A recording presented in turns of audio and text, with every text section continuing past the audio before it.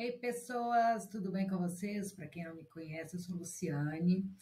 Eu estou despertando a minha mediunidade. Graças a Deus, eu fui muito acolhida pela Fraternidade Irmãos Lacos. Estou fazendo um estudo aprofundado do CEM, que é o Centro de Estudos Mediúnicos. Mas, além de frequentar a fraternidade, a gente também tem que fazer a nossa parte e estudar em casa. E é uma oportunidade incrível que eu estou tendo. A mediunidade, quando ela está em desequilíbrio, ela causa muito transtorno na nossa vida pessoal, no nosso dia a dia, começar pelo sono inadequado. Então, eu já estou me dedicando a estudar aqui em casa e eu resolvi compartilhar esses estudos com vocês, para quem possa interessar. Às vezes tem outras pessoas que também estão sofrendo aí com uma mediunidade em desequilíbrio, que não sabem como agir, e o conhecimento transforma. Quando a gente vai clareando e entendendo o que, que nos acontece, a gente consegue se harmonizar mais conosco e compreender o que, que a gente pode fazer para fazer um bom uso da mediunidade, para que ela seja instrumento a nosso favor, instrumento de Deus aqui na Terra, e não algo que nos judie da gente, como acontece muitas vezes. Se as pessoas soubessem a quantidade de casos de obsessão que existe por aí, e não é só de incorporar e descer, não. Os espíritos, eles nos sugestionam o tempo inteiro, seja para as boas atitudes ou para as más atitudes.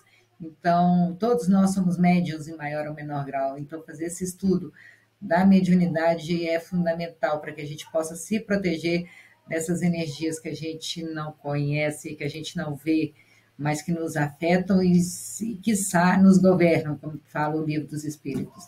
Então, hoje eu vou estar lendo aqui o capítulo 2 do livro Mediunidade, Estudo e Prática, recomendado pelo CEM. Vou ler uma parte dele. E aí, eu gostaria que vocês deixassem um comentário no vídeo do que vocês entenderam, como é que isso pode ajudar a vida de vocês. Curtam o vídeo, compartilhem com alguém que vocês acham que precisa. E vamos fazer uma imensa corrente do bem, né? Cada um compartilhando seu conhecimento, para fazer na internet um lugar com conteúdo que edifica, que eleva. Tem tanto conteúdo maluco que a gente tem que colocar muito conteúdo bom na internet, para levar coisas boas para as pessoas. Então, o estudo de hoje é o programa 1, módulo 1, tema 2, mediunidade metapsíquica e parapsicologia. Os fenômenos psíquicos, do grego psique, alma, espírito, estudados pelo espiritismo, pela metapsíquica e pela parapsicologia, têm como agente o espírito, ser humano sensível e inteligente. Para a doutrina espírita, tais fenômenos, considerados naturais, são de duas categorias: os mediúnicos e os anímicos, emancipação da alma. Os primeiros são intermediados pelos médiuns. Médium é toda pessoa que sente, num grau qualquer, a influência dos espíritos. Essa faculdade é inerente ao homem e, por conseguinte, não constitui um privilégio exclusivo. Esse trecho está no livro dos médiuns, do Allan Kardec. Mediunidade é a faculdade psíquica que os médiuns possuem, manifestada de forma mais ou menos intensa e por meio de uma variedade significativa de tipos: videntes, psicógrafos, audientes, musicistas, de cura, etc. A prática mediúnica, denominada mediunismo. Não são pessoas especiais os médiuns, todos nós somos médiuns em maior e menor grau. Quem nunca teve aquela intuição do que deveria fazer? Isso é mediunidade. Os bons espíritos se comunicam com todos nós. Ninguém está desamparado e desassistido aqui na Terra. Só que alguns se manifestam de uma maneira mais proeminente, mas todos nós somos médiuns e por isso mesmo os espíritos nos regem e nos governam. Se a gente soubesse o tanto que a gente usa mal o nosso livre-arbítrio, a nossa vontade, a gente é sugestionado o tempo inteiro, o tempo inteiro. Na segunda categoria, ainda segundo o Espiritismo, temos os fenômenos anímicos, do grego anima, que quer dizer alma, ou mais propriamente, de emancipação da alma. São produzidos pelo próprio espírito encarnado, que nessa situação não age como intermediário ou intérprete do pensamento dos espíritos. Partindo-se do princípio que todo ser humano é médium, o espírito André Luiz assim conceitua o animismo, ou prática dos fenômenos anímicos, conjunto de fenômenos psíquicos produzidos com a cooperação consciente ou inconsciente dos médiuns em ação. Está em Mecanismos da Mediunidade.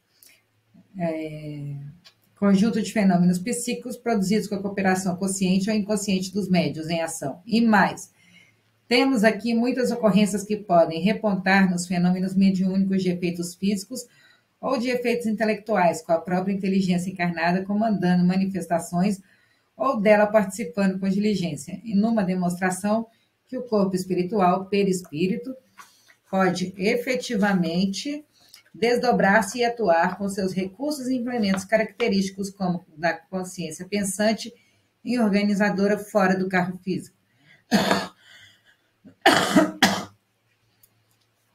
A metapsíquica, ou metapsiquismo, indica, segundo a psicologia, um corpo de doutrina sem base no método científico, que se funda na aceitação da realidade dos espíritos, fenômenos espíritos, criptestesia, etc. A parapsicologia é uma tentativa de aplicação dos métodos científicos a esses fenômenos usualmente inexplicados. Está em Álvaro Cabral, Dicionário Técnico de Psicologia. A metapsíquica estuda os fenômenos mediúnicos, que sejam desdobramento, telepatia, quando manifestação de plasmar alguma coisa. Só que é um estudo não sistematizado.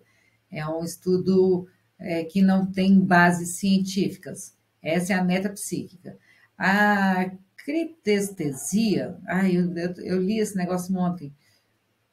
Era aí que eu vou falar para vocês o que significa criptestesia, definida pelo criador Charles Robert Richer, professor da Sorbonne e cientista. É a ciência que tem por objeto o estudo da produção de fenômenos mecânicos ou psicológicos, devido às forças que parecem ser inteligentes ou a poderes desconhecidos, latentes na inteligência humana. É uma ciência estabelecida e estruturada, destinada a estudar os fenômenos que transcendiam a psicologia, que fugiam ao domínio físico da ciência dita materialista. O autor, Charles Richer, classificou os fenômenos ditos metapsíquicos em dois grupos. Os objetivos, onde a ação se fazia sentir sobre objetos como levitação, transportes, e os subjetivos, os que não atuavam nos ditos objetos, como telepatia, desprendimento e outros. Eu não sei se vocês lembram, há muitos anos atrás, deve ter aí no YouTube, uma vez foi no Fantástico, um cara que todo mundo que se concentrasse com ele iria entortar a colher dentro de casa, e um monte de gente mandou mensagem, ligou para a Globo no dia seguinte que a colher entortou só com o poder da mente desse cara. Depois eu vou deixar o vídeo aqui no YouTube, vou pesquisar no YouTube e vou ver se eu deixo aqui para a gente poder ver. Existem muitos fenômenos que não são explicados, e fenômenos comprovados. A metapsíquica objetiva trata de fenômenos materiais que a mecânica conhecida não explica, uma realidade tangível e acessível aos nossos sentidos. Ela se divide em telecinesia, que é uma ação mecânica, sem atuação e sem contato sobre objetos ou pessoas. Reps, levitação, movimento de mesas, escrita direta, transporte de objeto, casas assombradas, etc. E ectoplasmia, que é a formação de objetos diversos que parecem sair do corpo humano, tomam aparência material e são tangíveis, materializações de objetos e seres com aparência dos que já viveram na Terra.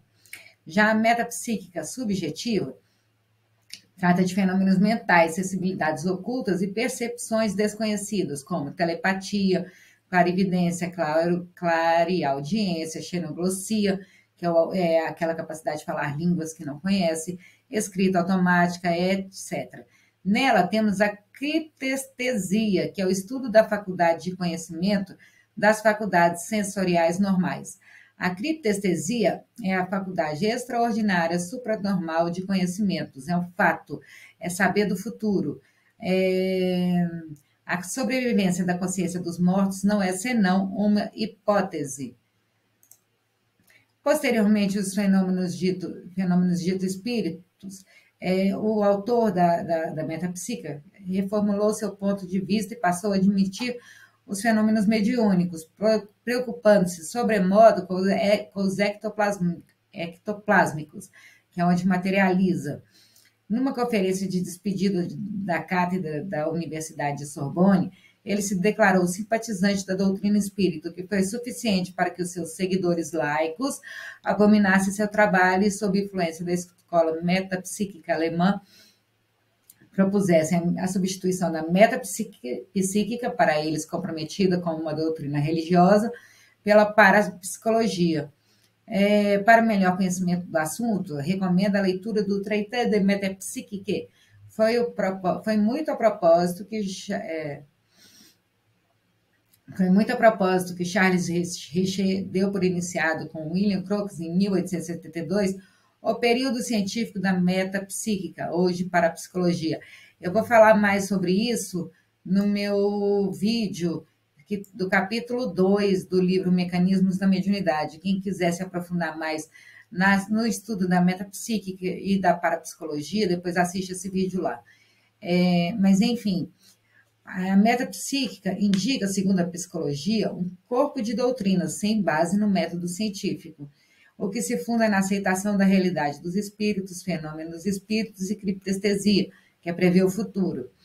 A parapsicologia é uma tentativa da aplicação dos métodos científicos a esses fenômenos usualmente inexplicados. A metapsíquica foi fundada por Charles Robert Richer, 1850-1935, médico francês e prêmio Nobel de Medicina em 1913, como conclusão dos seus estudos com médiuns e, sobretudo, com pacientes obsidiados, portadores de distúrbios mentais, conforme consta em sua obra Tratado de Metapsíquica. Richer definiu a metapsíquica como ciência que tem por objeto a produção de fenômenos mecânicos ou psicológicos devidos às forças que parecem ser inteligentes ou a poderes desconhecidos latentes na inteligência humana. Classificou os fenômenos metapsíquicos com base no estudo da mediunidade, em metapsíquica subjetiva e metapsíquica objetiva, tendo como referência, respectivamente, a mediunidade de efeitos físicos e a de efeitos inteligentes, da proposta espírita de Allan Kardec. Por exemplo, aqui eu estou fazendo um estudo, nesse momento, enquanto eu estou estudando aqui, do livro Mecanismos da Mediunidade. Eu falei lá, Chico Xavier, ele era muito pobre, ele estudou somente até a 4ª série, hoje o 5º ano do ensino fundamental, e o tanto de referência externa, isso foi lá em 1950 e bolinhas, e não tinha internet na época, a única fonte de conhecimento era a enciclopédia Barça, e mesmo assim o conhecimento ali era bem limitado, mas a quantidade de referência externa que tinha, era impossível que ele tivesse todo aquele conhecimento. Ali foi alguém mais elevado que estava editando para ele tudo. Para eu estudar um capítulo, eu fico 2 dias estudando as referências externas, pesquisando na internet. Naquela época não existia a fonte de conhecimento que a gente tem hoje. Era humanamente impossível que ele tivesse escrito sozinho os livros que ele escreveu. O livro é fino, mas tem muito conhecimento embutido. Em um parágrafo tem referências a vários temas de assuntos diversos. E temas, inclusive, complexos de conhecimento de ensino superior. É física, é química, são ciências básicas, ciências aplicadas. Era impossível para ele saber tudo e ter aquele conhecimento bem amplo de linguagem, enfim. É importante fazer esse estudo. A metapsíquica subjetiva abrange os fenômenos telecinéticos, palavra derivada de telecinesia, do grego tele e kinese, mover à distância. Significa a capacidade de mover-se fisicamente um objeto com a força psíquica da mente, fazendo-o levitar, mover-se ou apenas ser abalado pela mente. Para quem não lembra que o espiritismo, na época de Allan Kardec, começou com o fenômeno das mesas girantes, e tinha muito charlatão, tinha muita gente que procurava enganar as pessoas, mas existia um fenômeno verdadeiro também. E a doutrina espírita de Allan Kardec, ela é mais interessada em desmascarar as fraudes, porque quanto mais as pessoas têm conhecimento dos efeitos verdadeiros, mais elas vão acreditar que existe uma ação agindo sobre a gente. Nós somos influenciados por espíritos o tempo inteiro, eu não canso de repetir. Aí a gente tem que estar bem para ser influenciado por espíritos nobres, mas não é o que acontece com a maioria das pessoas que está em profundo desequilíbrio. Você vê a quantidade de gente com síndrome do pânico, com depressão, com, às vezes, distúrbios psiquiátricos, e acha que isso é só uma questão da mente. Não, não é. é a interferência dos espíritos na nossa vida. A gente tem que estudar a mediunidade. Significa a capacidade de mover fisicamente o objeto com a força psíquica da mente, fazendo-o levitar, mover-se ou apenas ser abalado pela mente. Esses tipos de fenômenos metapsíquicos são denominados pela parapsicologia como TK, de telequineses, ou PK, psicoquineses. Para Richer e seguidores, a telecinesia é possível porque o indivíduo mobiliza de forma inconsciente energias fisiológicas, que é o fluido vital, que impregnam um determinado objeto movendo. A telecinese seria uma exteriorização do psiquismo inconsciente. Atualmente, a telecinesia é estudada de acordo com a metodologia científica, de forma que os parapsicólogos e cientistas já obtiveram alguns bons resultados, como os estudos realizados na ex-União das Repúblicas Socialistas Soviéticas, com a dona de casa russa Nina Kulagina, que durante muitas décadas foi estudada e testada por vários parapsicólogos e cientistas em geral, os quais concluíram que ela realmente possuía telecinese, além de outros poderes paranormais, como clarividência. Nos estudos, registraram que quando Nina realizava a telecinese, ela passava por mudanças físicas extremamente aceleradas e alteradas nos batimentos cardíacos.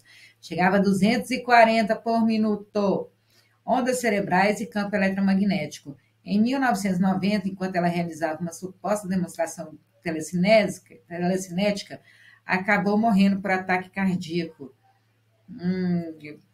Pesquisa telecinesia na Wikipédia, esse trecho está lá. A metapsíquica objetiva refere-se a uma classe de fenômenos denominado criptestesia, termo criado por Richer para especificar o conhecimento que algumas pessoas obtêm de acontecimentos ou fatos presentes e futuros por intermédio da percepção paranormal, isto é, sem ação dos órgãos dos sentidos. Nessas condições, a pessoa estaria sob efeito de estímulos psíquicos e anímicos, ainda não suficientemente explicados pela ciência. Então, por exemplo, uma pessoa que está psicografando um livro e tem um conhecimento que ela não conhece, é isso, é criptestesia. Chico tinha essa faculdade da criptestesia. Chico tinha todas as faculdades mediúnicas, vamos deixar claro. A metapsíquica objetiva é nomeada pela parapsicologia como percepção extrasensorial, ou PES, expressão cunhada por Joseph Banks Hine, professor da Universidade de Duke, estado da Virgínia, nos Estados Unidos da América, e fundador da parapsicologia. No século XX, surge a parapsicologia, também conhecida como pesquisa psi. A parapsicologia, do grego para, que é igual a além, mais psique, alma, espírito, mente, essência, mais logos, que significa estudo, ciência, significa literalmente o estudo do que está além da psique, viabilizado por indivíduos popularmente conhecidos como sensitivos ou psíquicos. Esse trecho você vai achar em Álvaro Cabral e Eva Nick, no Dicionário Técnico de Psicologia, página 219. A experimentação científica de tais fenômenos paranormais teve início nos Estados Unidos em 1927, quando o professor J.B. Rhine fundou o Instituto de Parapsicologia da Universidade de Duke, hoje Instituto Parapsicológico de Durham. A parapsicologia é o campo da psicologia que investiga todos os fenômenos psicológicos que aparentemente não podem ser explicados em termos de lei ou princípios científicos naturais. A parapsicologia inclui o estudo e investigação de clarividência, telepatia, transes, telecinese, mediunismo, poltergeists, etc. A finalidade dos parapsicólogos é colocar esses fenômenos no âmbito das leis naturais, ampliando, se necessário, as fronteiras dessas últimas. E aí, eu estava fazendo uma pesquisa na internet, as pessoas falam que é pseudociência, é porque não consegue explicar, mas que existem esses fatos registrados, gravados em vídeo, igual teve essa russa que foi estudada.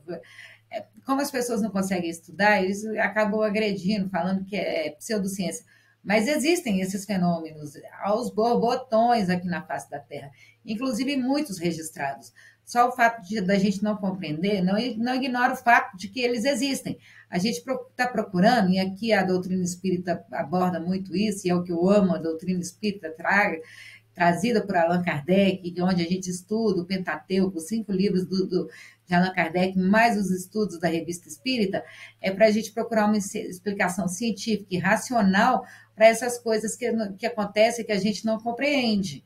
Então, esse é o bonito da doutrina espírita, é procurar explicar à luz da razão, para que a gente não entre em conflito, não tem que ser algo que desafie a nossa razão, não é para ter uma fé cega, mas é para compreender o que está acontecendo e ir além, e compreender que às vezes as coisas, só porque não é normal acontecer, não significa que elas não existam.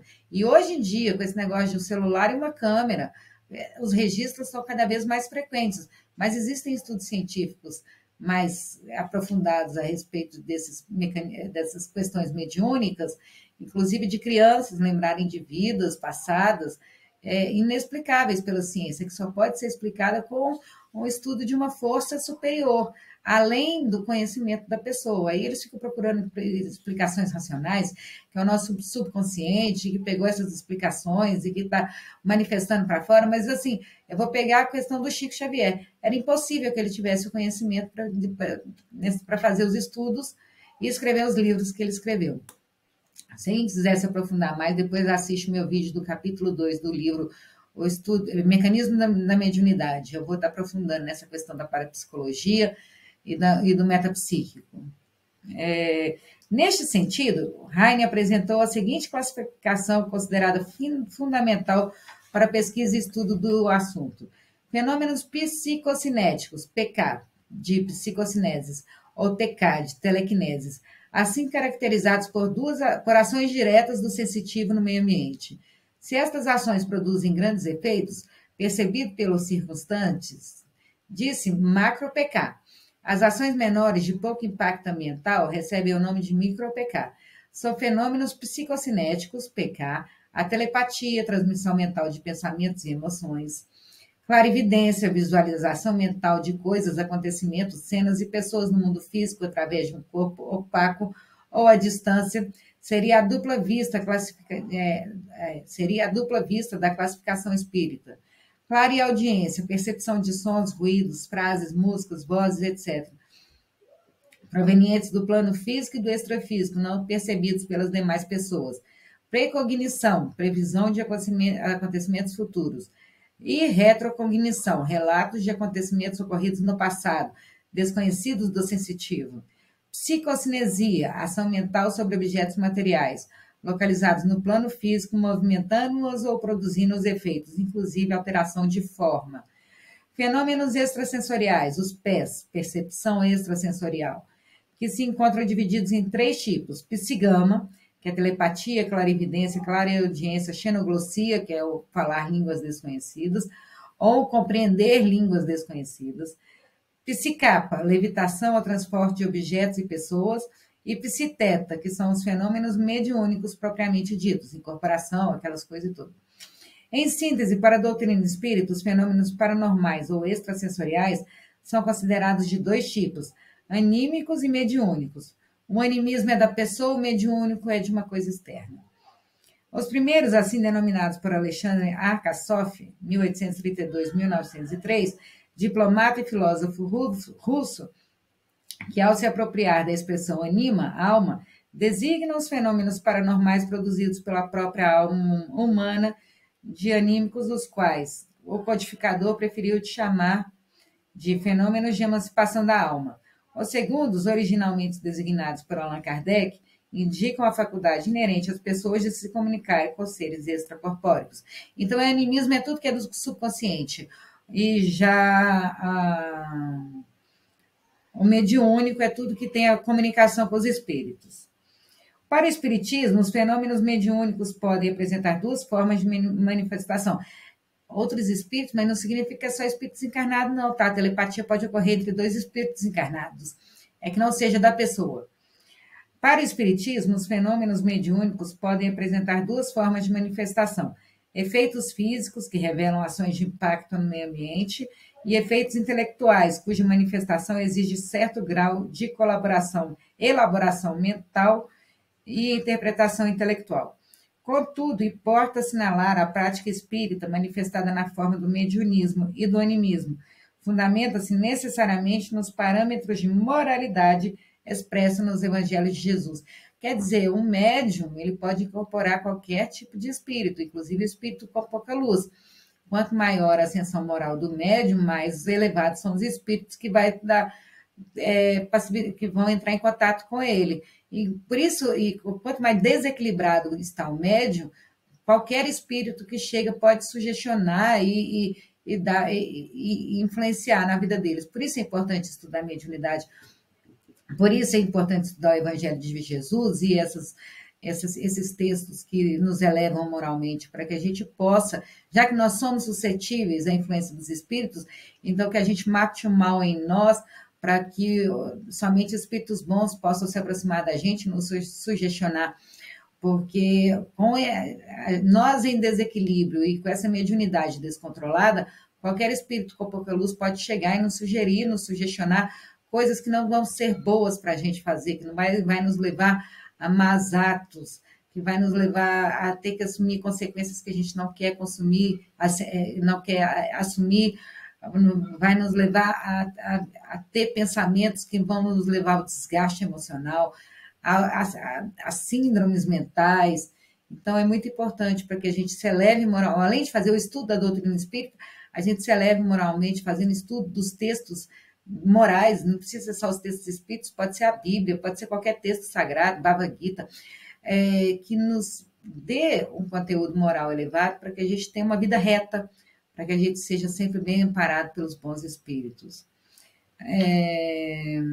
Então é isso, espero que vocês gostem, deixem seus comentários aí, o que vocês acharam, o que vocês interpretaram. Quem quiser saber mais, vai lá no vídeo que eu já falei, o vídeo 2 do livro Mecanismos da Mediunidade, que é a introdução do livro pelo Espírito André Luiz. Eu vou estar aprofundando nessa questão da metapsicologia, da metapsíquica e parapsicologia.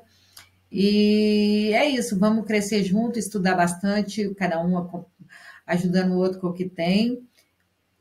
Um beijo, fiquem com Deus, espero que esse vídeo chegue a várias pessoas que estão precisando dessa ajuda, porque o estudo da mediunidade tem me feito muito bem, eu sou muito grata à Fraternidade Irmã Vlacos por estar me dando essa assistência, e eu gostaria que o bem que estivesse acontecendo comigo, de estar conseguindo me harmonizar e me reequilibrar a partir de um estudo sistematizado e de um estudo da doutrina espírita, dos fenômenos mediúnicos e das questões morais mais elevadas, possa também ajudar outras e outras pessoas que estão em desequilíbrio e que às vezes estão passando por problemas seríssimos na vida por falta de conhecimento. Então é isso.